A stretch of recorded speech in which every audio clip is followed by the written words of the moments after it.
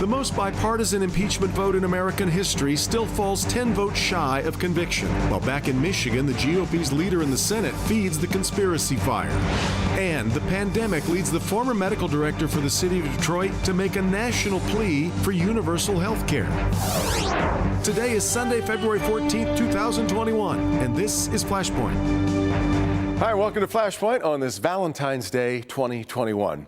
It was anything but candy hearts and flowers yesterday, of course, in the United States Senate. We figured on Friday that things would end quickly, and they did, but only after a bizarre fight over whether to call witnesses after evidence emerged about what the president knew about the insurrection and when he knew it, and just as critically, what he didn't do about it.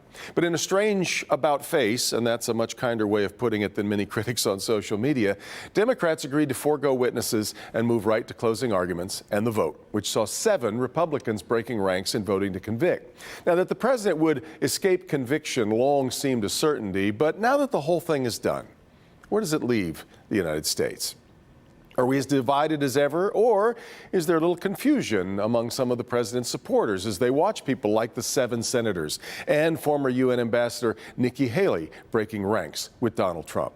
Certainly, Senate Majority Leader Mike Shirkey has left some folks confused. He has refused to go along with the conspiracies about the Michigan election results, which, by the way, were reinforced this week by an audit that showed them basically on the money. But Shirkey was caught on video insisting the insurrectionists at the Capitol were not Trump supporters. He then apologized for that, only to be caught on yet another microphone doubling down on the theory. Now, I had hoped he would be here this morning to talk about it, but I can't even get anyone in his office to tell me no, much less tell me yes. We're going to talk about all that coming up. Also, the former health director for the city of Detroit and former gubernatorial candidate, Dr. Abdul El Sayed, has co-authored a new book urging Americans to consider universal health care. He believes the pandemic has greatly strengthened the case. We're going to talk to him, too, all today on Flashpoint.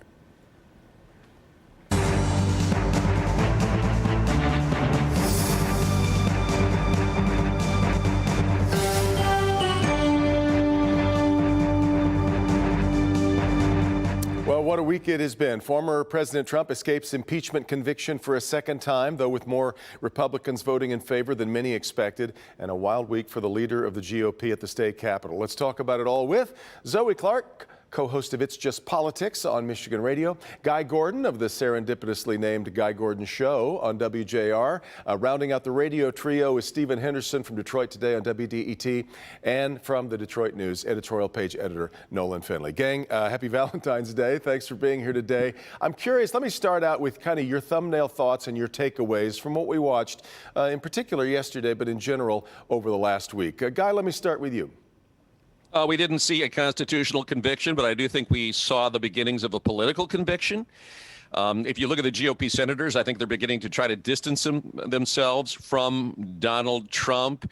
The real question for me is in terms of what happens next. Will we see a 9/11 commission to look into this? Will we see witnesses called to tell us what happened into the Oval? And what I'm detecting with my listeners, Devin, is that while there are those that could see him shoot someone on Fifth Avenue and still be okay with it, I think this idea of dereliction of duty is gaining some traction and is troubling to many of my listeners who said, you know, if we saw a good conservative Republican with the values without the drama, I could vote for them.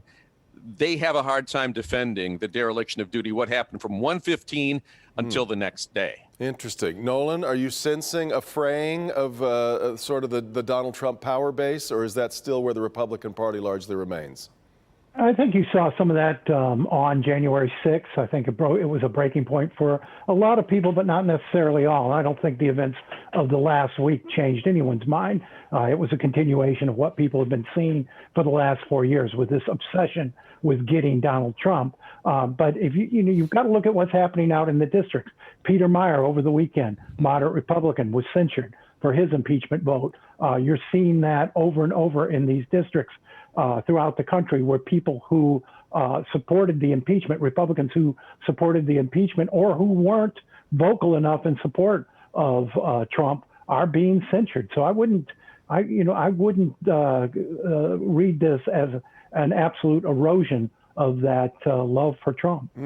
Stephen, there were so many things that I've watched here that I did not fully understand. I didn't understand Mitch McConnell's sort of afterword that he put forward yesterday. I didn't understand the Democrats asking for witnesses and then deciding against that. I didn't understand Ted Cruz and Lindsey Graham huddling with the president's attorneys. What are your takeaways from what we watched? Well, some of this is the nature of impeachment, which is, a unique feature of our constitutional system, and it's happened so infrequently that nobody knows what they're supposed to be doing, I think. Yeah. But on the Republican side, you do have a crisis of moral conviction.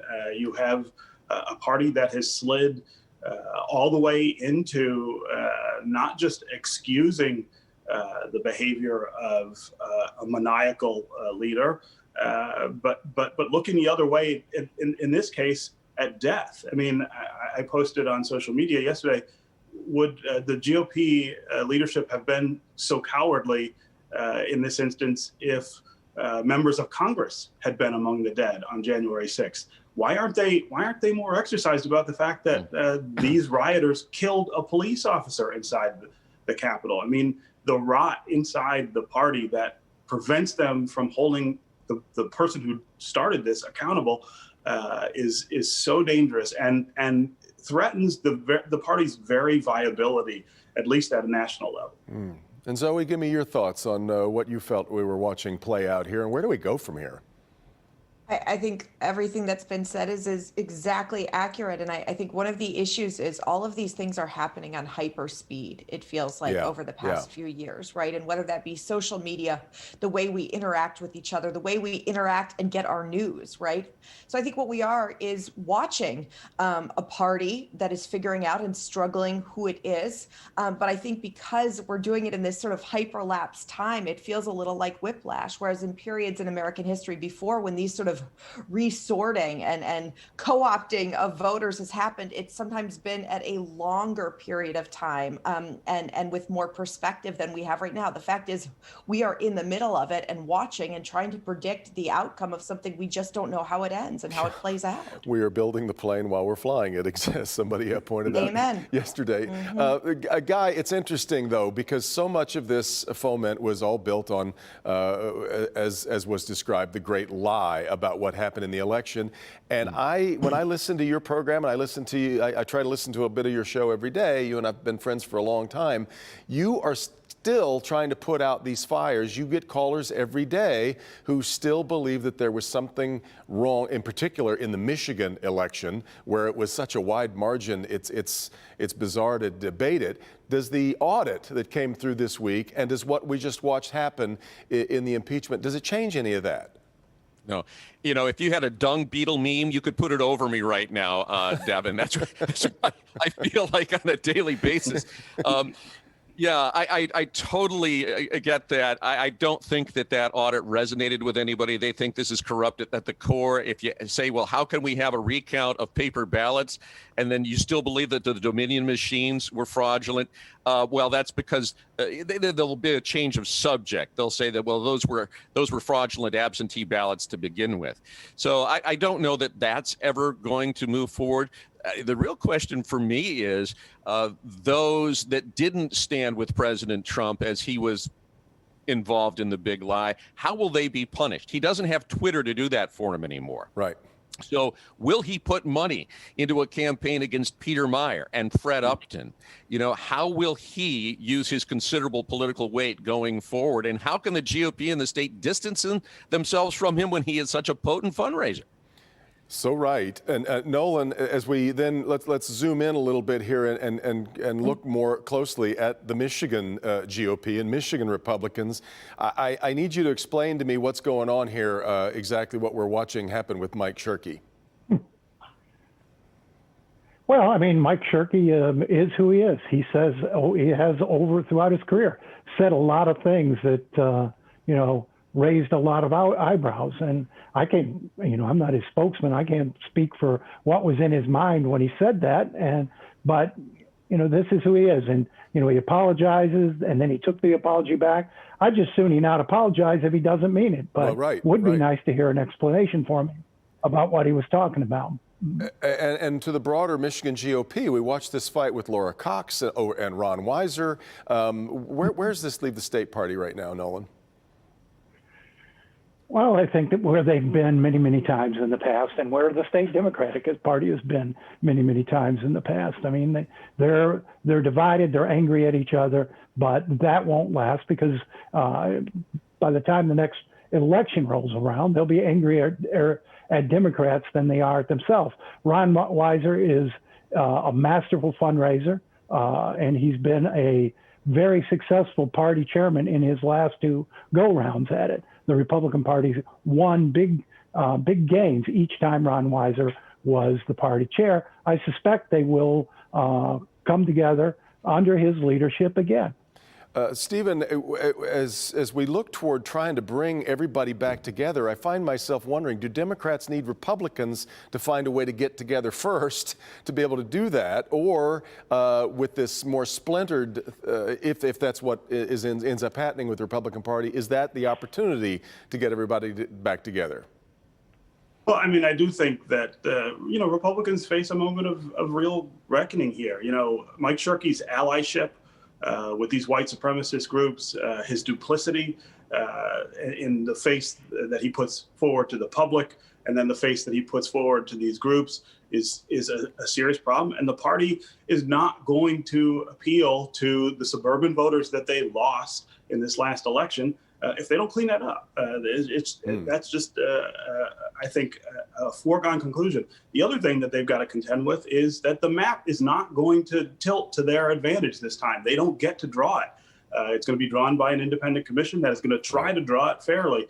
That is going to result in losses because of the switch from what they've been doing for the last two cycles. So they have a big hurdle in front of them. And again, it's a crisis of moral conscience, I think, more than anything else. It's interesting, Zoe. One of the things that maybe was a little bit lost in that recording of Mike Shirkey, he was being chastised in Hillsdale County for not being tough enough, with not being far enough to the right with Governor Whitmer. It's true. That was sort of the prelude, right, of this week, if you're writing the book, which was this censure, and then came out this recording, and thus is sort of the perfect example of where Republicans, and whether it be their own fault or not, as Stephen said, for cozying up to some of these groups, find themselves in, and hearkening back to the national perspective, it's what Mitch McConnell tried to do, not so eloquently, with this idea, which was, trying to both sides it, right? And trying to say, I'm not going to vote for him, but what he did is deplorable. And this is sort of what you find Mike Shirkey trying to balance to do. And he is not doing it well. He is doing it ineloquently. Very quickly, I think it's important to note, though, that there really are two prongs of sort of Shirkey and this past week. There is the prong, as Nolan said, of that he tends to say things inarticulately, right? That might be about the spanking of Whitmer, the fist fight to Whitmer. The second thing, though, that I think needs to be pulled out from that is his continuation of his belief that January 6th was a hoax. And that, to me, is not articulate or saying poorly worded statements. That, again, is continuing this idea. He said as much that he believes the FBI is going to come out in the next few weeks and prove that it was Antifa or George Soros or whoever he thinks it is. And I want to separate those two things from being inarticulate in your statements versus perpetuating insurrection. Yeah, can I just quickly add something to that? 10 seconds, Guy.